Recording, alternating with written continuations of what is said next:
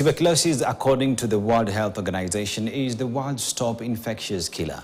The disease manifests itself through cough, fever, and weight loss, among other signs. But according to experts, the disease is treatable. KTN News has spoken to some tuberculosis patients who say the disease has set them back but are determined not to give up. TB patients at times suffer stigma, which experts say has been one of the impediments towards combating the disease. Alano Chanda with this report. 47-year-old Agri Alukwe goes about his business at home in the outskirts of Kakamega town. The father of 6 just recovered from tuberculosis and is gradually recovering to his original state. As we have a sit down, he says he was first misdiagnosed in 2 health facilities in Nairobi before knowing he had contracted tuberculosis. Kakamega ndio walipima wakasema niko na TB. Nikatibiwa kwa miezi 7 wakaona imepona. Lakini baada ya miezi 4 tena nikaanza kuona dalili hizo zimeanza kurudi, ndio nilirudi huko. Initially, he ran a business in Nairobi, but as he grew weak, he had to relocate to the village. He wasn't aware his condition was worsening. Kwanza daktari alikuwa anasoma hiyo x-ray picha, anarudisha nyuma. Anasema umekuja na nani? Namwambia nimekuja peke yangu. Anatibu wengine kwanza. Mimi tena naulizwa.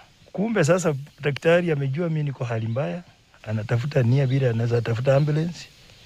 Wajue bila watasendeta toko bomu. His face mask hides his optimism as he narrates his harrowing journey of intense medication of 240 injections, besides temporary quarantine from his family. His story is not different from 17-year-old John Ekiteras. Ekitera contracted the disease in October last year while in Form 3 and had to temporarily stop schooling. He has a strict medication schedule and only discipline, he says, guides him. Ilikuwa miezi ya 10 na nilijua vile nilijua ni lose weight na pia vomiting, going, losing appetite pia, na nilipelekwa hospitali nikapimwa na ikapatikana niko na TB. TB ilinipata kama bado niko kwa shule, kwa hivyo nilidrop out nipate kwanza matibabu.